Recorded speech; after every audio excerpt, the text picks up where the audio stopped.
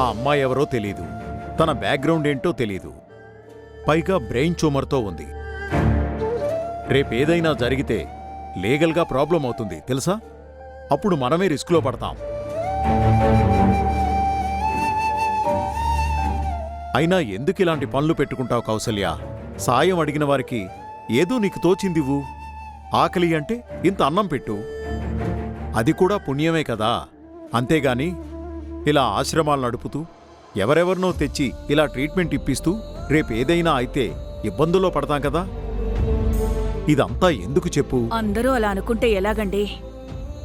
చిన్నప్పుడు తప్పిపోయిన మన బిడ్డ ఎక్కడో ఇలాగే ఏ ఆశ్రమంలోనో పెరుగుతున్నాడేమో.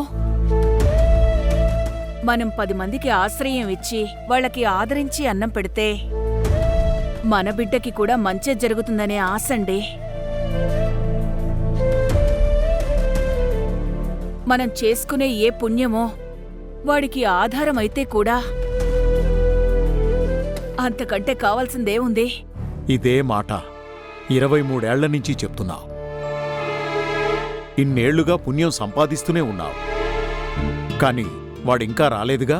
వస్తాడేమోనండి, ఎవరికి తెలుసు. వనవాసానికి వెళ్లిన రాముడి కోసం కౌసల్య 14 ఏళ్లు ఎదురుచూసింది. నేను 14 ఏళ్లు కాదండి, నా కొడుకు కోసం జీవితాంతం ఎదురుచూస్తూనే ఉంటానండి. ఏదో ఒకరోజు నా కొడుకు నా కళ్ల ముందుకొచ్చి నిలబడతాడు.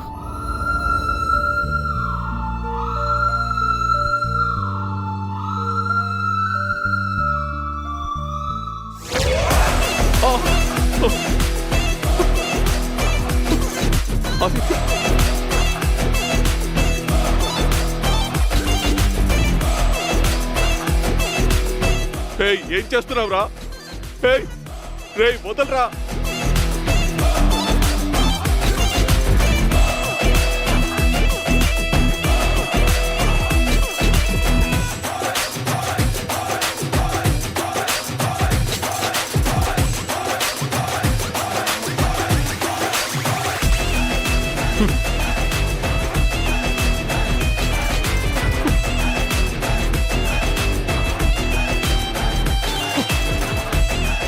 ఆదిత్య, ఎందుకలా నన్ను కట్టేస్తున్నావు? నిన్ను అడవిలో ఒంటరిగా వదిలేయడానికే కట్టేస్తున్నాను. నీకు బుద్ధి రావాలంటే ఈ మాత్రం శిక్ష వేయాల్సిందే. ఆదిత్య, నువ్వు తప్పు చేస్తున్నావు. కాదు మామా, ఆలస్యం చేశాను. నిన్ను ఎప్పుడో ఇలా అడవిలో కట్టేయాల్సింది. పొరపాటు చేశాను. ఆదిత్య, ప్లీజ్ ప్లీజ్ నన్ను వదిలేసేయ్. వదిలేస్తాను మామా, నిన్ను ఇక్కడే వదిలేసిపోతున్నాను. నువ్వు ఈ అడవిలో అరిస్తే పలికే దిక్కే ఉండదు. ఆకలేసినా దాహమేసినా నీకు ఏమీ ఉండవు మావా. ప్లీజ్ ఆదిత్య, ఇక నేను మీ జోలికి రాను. మీ అన్నయ్యని ఏమీ చెయ్యను. ప్లీజ్ ఈ కట్లు విప్పేసేవా మావా? అదిగో పులి, ఆ ఆట నీకు తెలుసు కదా. నీకిచ్చిన 3 ఛాన్సులు అయిపోయాయి మావా. ఆ రోజేమో నీ కాలు విరగొట్టాను. అప్పుడే నువ్వు బుద్ధి తెచ్చుకొని ఉండుంటే ఇప్పుడు ఈ పరిస్థితి వచ్చుండేదా? వీడేం చేస్తాడులే అని అనుకున్నావు. ఏం చేశాను చూసావు కదా. ఆల్ ద బెస్ట్ మావా. బతికుంటే మళ్ళీ కలుద్దాం. రే రే రే ఆదిత్య, రే వదిలేరా. ఒరే ఆదిత్య, రే రే వదిలిపెట్టా. రే ఎవరక్కడ? రక్షించండి, రక్షించండి, కాపాడండి, కాపాడండి, కాపాడండి. ఎవరక్కడ? ఎవరు లేరా? కాపాడండి, అయ్యో కాపాడండి.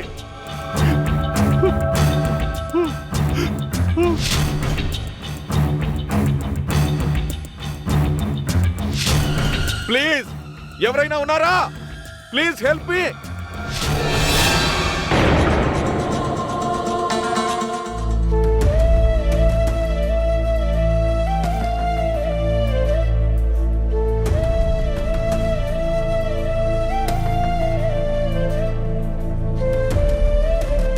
మా అత్తయ్య గురించి నీకు తెలీదా? తను చాలా పట్టుదలగల మనిషి. నీ విషయంలో తను చాలా సీరియస్గా ఉంది. ఎలాగైనా నిన్ను బ్రతికించాలి అని చాలా ప్రయత్నం చేస్తుంది.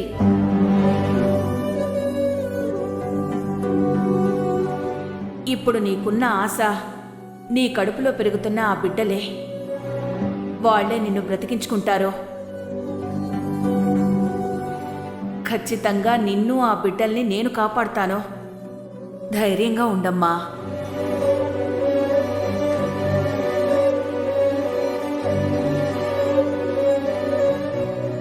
ఇదిగో పాలు. పాల ఎందుకు శాంతమ్మా? ఎందుకని అడుగుతావేంటి? పాలు ఎందుకిస్తారు? తాగడానికే కదా. కడుపుతో ఉన్నదానివి పాలు తాగపోతే ఎలాగా? తాగు. అది కాదమ్మా, పాలిస్తే తాగొచ్చు కదా. ఎందుకు ఏంటి అని అడిగితే కోపం రాదా మరి? నీ ఆరోగ్యం గురించే మేమందరం కంగారు పడుతున్నాం కదా. కానీ నువ్వేమో నీ గురించి నువ్వు పట్టించుకోవడం లేదు. అలా అయితే ఎలా చెప్పు?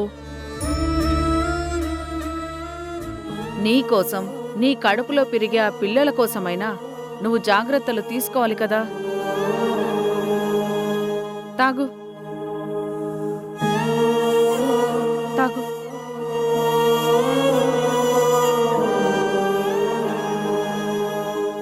శాంతమ్మా, నిన్నొక విషయం అడగనా? పాలెందుకు, మందులెందుకు, ఈ ప్రశ్నలు కాకుండా వేరే ఏమైనా అడుగు. కౌసల్య గారికి నేనంటే ఎందుకంత ప్రేమ? నన్ను కాపాడ్డానికి ఆవిడెందుకు అంత తాపత్రయపడుతున్నారు? నేనెవరో తెలీదు, ఎక్కడి నుంచొచ్చానో ఏమో తెలీదు. మా మధ్యన ఏ రక్త సంబంధమూ కూడా లేదు. అయినా కూడా నా గురించి ఆవిడ ఎందుకంత శ్రద్ధ తీసుకుంటున్నారు?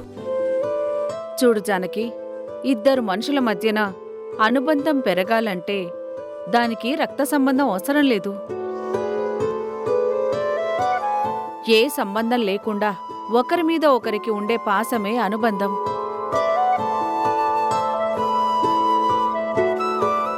ఎవరిదాకో ఎందుకు, నన్నే తీసుకోమ్మా. నాకు కౌసల్యమ్మకి మధ్య ఉన్న బంధం ఈ రోజుది కాదు. మాది రక్త సంబంధం కూడా కాదు. ఎప్పుడో ఆమె పెళ్లి జరిగినప్పుడు ఆమెతో పాటు తోడుగా తెచ్చుకుంది. అప్పట్నుంచి మా మధ్య బంధం అలా పెరిగిపోతూనే ఉంది. ఒక రకంగా నాకు యజమానురాలు. కానీ నేను కోపంలో ఏదేదో మాట్లాడిస్తుంటాను. అయినా కాని శాంతమ్మా అంటూ నవ్వుతూ భరిస్తారే తప్ప ఎప్పుడూ కోప్పడరు. ఎందుకంటే అది తెలియని ఒక అనుబంధం.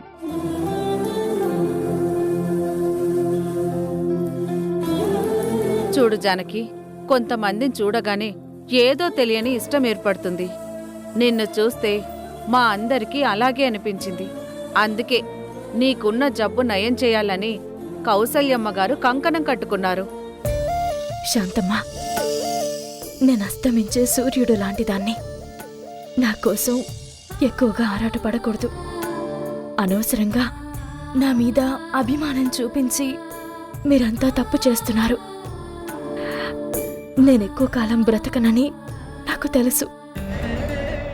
సరేలేమ్మా, మా ఊళ్ళో ఒక ముసలోడున్నాడు.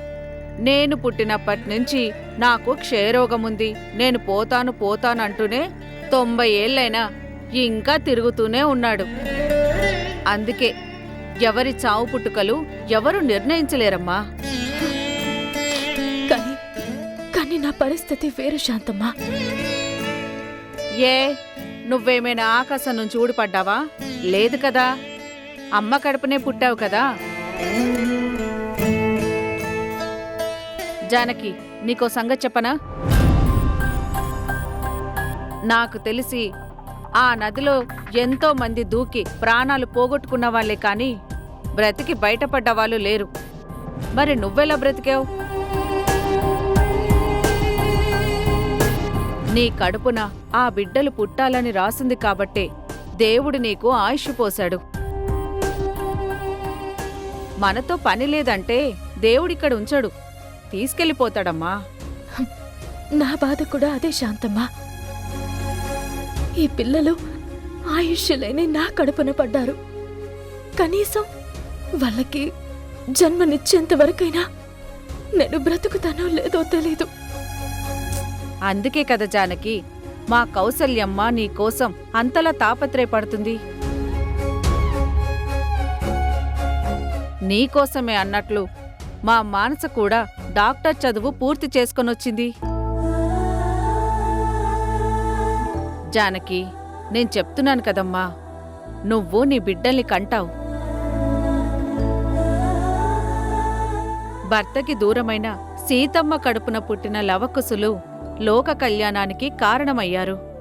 నీ కడుపున పుట్టబోయే బిడ్డల వల్ల ఎవరికి ఏ మంచి రాసిపెట్టుందో ఎవరికి తెలుసమ్మా?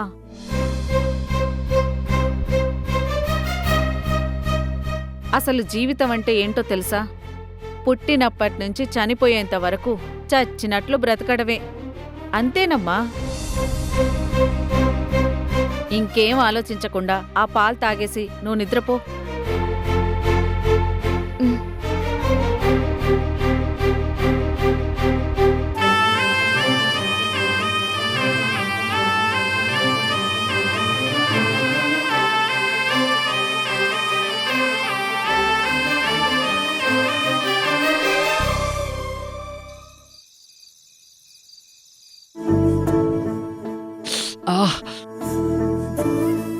బాగా నొప్పిగా ఉందా? పర్లేదు, చాలా వరకు తగ్గింది. ఏవండి, మీ కాలు పూర్తిగా తగ్గిన తర్వాత మీరు ఏదో ఒక ఉద్యోగం గాని బిజినెస్ గాని చూసుకోండి. మీరు సంపాదించడం లేదని చెప్పడం లేదు. ఖాళీగా ఉంటే మనసుకి రకరకాల ఆలోచనలు వస్తాయి. అదే ఏదో ఒక వ్యాపకం ఉంటే మనసు చెడు ఆలోచనలకి దూరంగా ఉంటుంది. మీకిష్టమైతేనే చెయ్యండి, నేనేం ఫోర్స్ చేయడం లేదు. నాకు ఆ ఆలోచన ఉందా మూల్య? అన్నట్టు నేను కూడా నీకు సలహా చెప్పాలనుకుంటున్నాను. ఏంటండి? నువ్వు మా అమ్మ మాటలు వినకు. అమ్మ సచ్చినోడా, ఎంత మాట అన్నావురా? మా అమ్మలో మార్పు వచ్చిందనుకుని ఆవిడ మాట నమ్మినా, ఆవిడ్ని క్షమించినా మనల్ని ఖచ్చితంగా విడదీస్తుంది.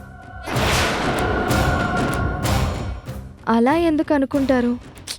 నీకు తెలీదా మూల్య, నీకు విడాకులివ్వమని ఎంత టార్చర్ పెట్టిందో తెలుసా?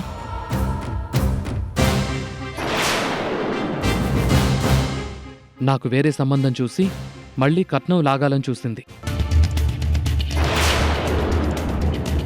మొదట నేను సరే అన్నాను, కానీ నా తప్పు నేను తెలుసుకుని సంతకం చేయనని చెప్పాను. అయినా సరే సంతకం చేస్తావా లేదా అని నన్ను అడుగుతూనే ఉంది. అందుకే చెప్తున్నాను, పాములకైనా పాలు పోయొచ్చు కానీ మా అమ్మ మాట మాత్రం వినకు. ఏమండి, మీరు ఒకప్పుడు ఎలా ఉన్నారు, ఇప్పుడు ఎలా ఉన్నారు? మీలో మార్పు వచ్చిందా లేదా? మీలో వచ్చిన మార్పు అత్తయ్యలో మాత్రం రాకూడదు అని లేదు కదండి. పరిస్థితులు ఎవరినైనా మార్చేస్తాయి. అప్పుడు అలా ఉన్న మనిషి ఇప్పుడు మీరు దూరమై అటు మావయ్య గారు లేకపోయేసరికి మార్పు వచ్చి ఉండొచ్చు. వాళ్ళేం చేసినా మీకోసమే కదండి. అలాంటి మీరే అత్తయ్య పనుల్ని తప్పు పడుతూ ఉంటే ఆవిళ్ళలో మార్పు రాదా? ఏమో అమూల్య, నేను నమ్మను. అమ్మ మారదు. నేను నమ్ముతానండి.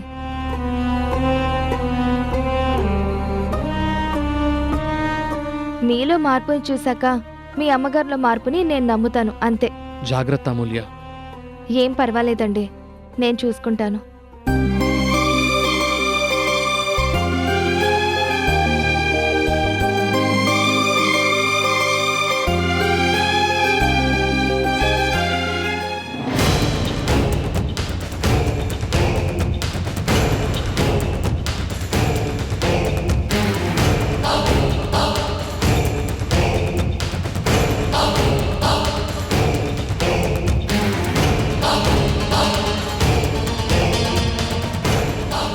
అత్తయ్య, నేనంతా విన్నానమ్మా. నవమాసాలు మోసి నేను కన్న నా కొడుకు నన్ను నమ్మలేదు. కానీ నువ్వు నమ్మావు. అష్ట కష్టాలు పెట్టినా చివరికి నిన్ను నమ్మేయాలని చూసినా సరే నన్ను నమ్మావు. అది చాలమ్మా నాకు. మీరు బాధపడకండి అత్తయ్య. మీలో మార్పు రావాలనే కదా నేను కోరుకునేది. ఇక నుంచి మనం అందరం ఆనందంగా ఉందాం.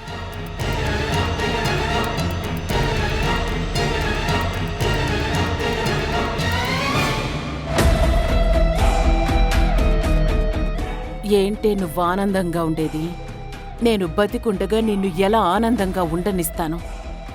నువ్వు నన్ను నమ్మటం మొదలుపెట్టావు కదా, ఇక నీకు నరకం మొదలవుతుంది. చూస్తూ ఉండు.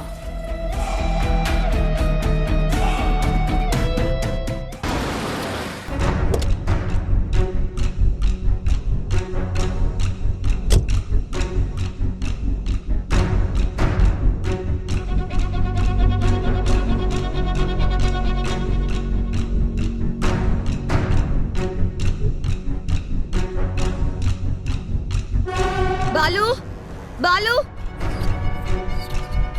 ఏంటి శశి, ఏమైంది? బాలు, డాడీ ఫోన్ లిఫ్ట్ చేయడం లేదు.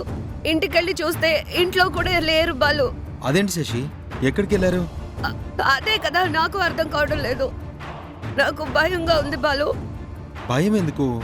నా భయం అంతా మీ తమ్ముడు ఆదిత్య గురించే. రామ్ని కాపాడింది ఆదిత్య కదా, అతనికి డీటెయిల్స్ మొత్తం తెలుసుంటాయి. రామ్ మీద అటాక్ చేయించింది మా డాడీ అని తెలిసి ఆయన ఏదైనా చేశాడేమో బాలు. వాడంత ధైర్యం చేయలేడు శశి. అయ్యో, ఆదిత్య గురించి నీకు తెలీదు బాలు. రామ్ అయినా ఆలోచిస్తాడేమో కానీ ఆదిత్య అస్సలు ఆలోచించడు. అంతకు ముందు కూడా మా డాడీ కాళ్ళు విరగొట్టాడు, గుర్తుందా నీకు? నా మీద చేయి చేసుకున్నందుకు రామ్కి వార్నింగ్ ఇద్దామని మా డాడీ అనుకుంటే ఇప్పుడు ఏకంగా మా డాడీకి ప్రాబ్లం వచ్చి పడింది. శశి, నువ్వేం టెన్షన్ పడకు. ఆదిత్య రాగానే అడుగుదాంలే. అమ్మా, అమ్మా, బాగా ఆకలేస్తుంది, అన్నం పెట్టు.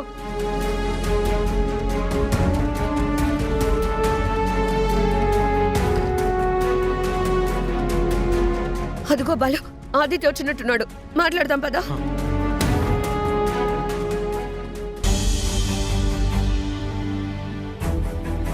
చాలమ్మా, చాలు.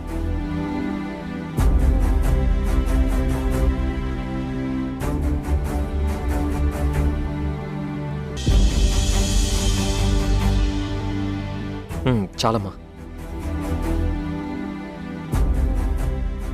అమ్మా, మీరందరూ భోంచేశారా? చేశావురా. రామన్నయ్య తిన్నాడా అమ్మా? బ్రతిమాలితే ఏదో తప్పదన్నట్టు కాస్త తిన్నాడు. అమ్మా, అన్నయ్యని కాస్త కనిపెట్టుకుని ఉండాలమ్మా. ఇప్పుడిప్పుడే సీత వదిన జ్ఞాపకాల నుంచి బయటపడేలా లేడు. నాతో ఇది వరకట్లా మాట్లాడట్లేదమ్మా. మనమే అన్నయ్యని జాగ్రత్తగా చూసుకోవాలమ్మా. నేను వాణ్ణి ఒక కంట కనిపెట్టుకుని ఉంటున్నాన్రా. అన్నయ్య నీతో మాట్లాడకపోయినా నువ్వు మాత్రం వాడికి తోడుగా ఉండు. తప్పకుండా ఉంటానమ్మా. నేనుండగా అన్నయ్యకి ఏ ప్రాబ్లం రాదు, రాకూడదమ్మా. అవునరా, అన్నయ్య మీద దాడి చేసిన వాళ్ళు ఎవరో ఏంటో తెలిసిందా? తెలుసుకున్నానమ్మా. ఎవర్రా వాళ్ళు? అసలు ఎందుకు అన్నయ్య మీద దాడి చేశారు? వాళ్ళు ఎందుకు దాడి చేసినా నేను మాత్రం వాళ్ళకి సరైన గుణపాఠం చెప్పానులే అమ్మా. మళ్ళీ జన్మలో అన్నయ్య జోలికి రాకుండా వాళ్ళకి మంచి ట్రీట్మెంట్ ఇచ్చాను. అసలు ఇంతకీ ఎవర్రా ఆ పని చేసింది? ఆ యదో గురించి నీకు ఎందుకులే అమ్మా, నేను చూసుకుంటాను కదా. మళ్ళీ అన్నయ్య జోలికి రావాలన్న ఆలోచన కూడా రాకుండా ట్రీట్మెంట్ ఇచ్చాను. ఇలాగే అన్నయ్యని జాగ్రత్తగా కాపాడుతూ ఉండరా. ఇంట్లో అయితే నేను చూసుకుంటాను. బయట మరి నువ్వే అన్నయ్యకి తోడుగా ఉండాలి. తప్పకుండా అమ్మా.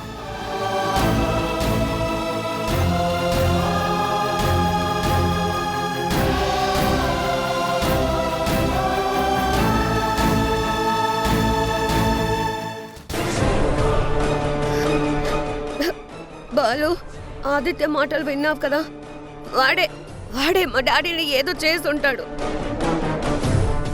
నాకు మొదటి నుంచి ఆదిత్య మీదనే అనుమానంగా ఉంది. నా అనుమానమే నిజమైంది.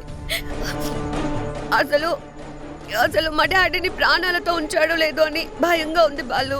శశి ఏడవకు, ఏం కాదులే. అయినా వాడు మీ డాడీ ప్రాణాలు తీసేంత ధైర్యం చేయడు. నీకు తెలియదు బాలు, ఆదిత్య చాలా మూర్ఖుడు. నన్ను ఆ రోజు కొండ మీదకి తీసుకొని వెళ్ళి అక్కడి నుంచి తోసేసి చంపాలని చూశాడు. ఆ రోజు రామ్ వచ్చి ఆపి నన్ను కాపాడాడు.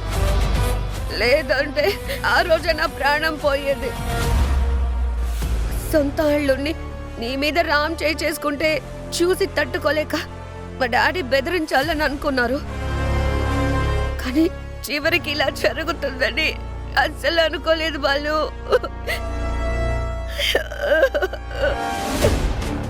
శశి ప్లీజ్ ఏడవకు. అంకుల్కి ఏమీ కాదు, నేను చెప్తున్నాను కదా. లేదు బాలు, ఆదిత్య అంత కాన్ఫిడెంట్ గా చెప్తున్నాడంటే డాడీని ఏదో చేసే ఉంటాడు. మళ్ళీ నేను మా డాడీని చూడగలుగుతానో లేదో తెలియడం లేదు. నిజం చెప్పరా, మా మావయ్యని ఏం చేసావు? ఆయన ఎక్కడున్నారో చెప్పరా. ఆదిత్య, మా డాడీకి ఏదైనా జరిగిందో? జరుగుతుంది, జరిగి తీరుతుంది.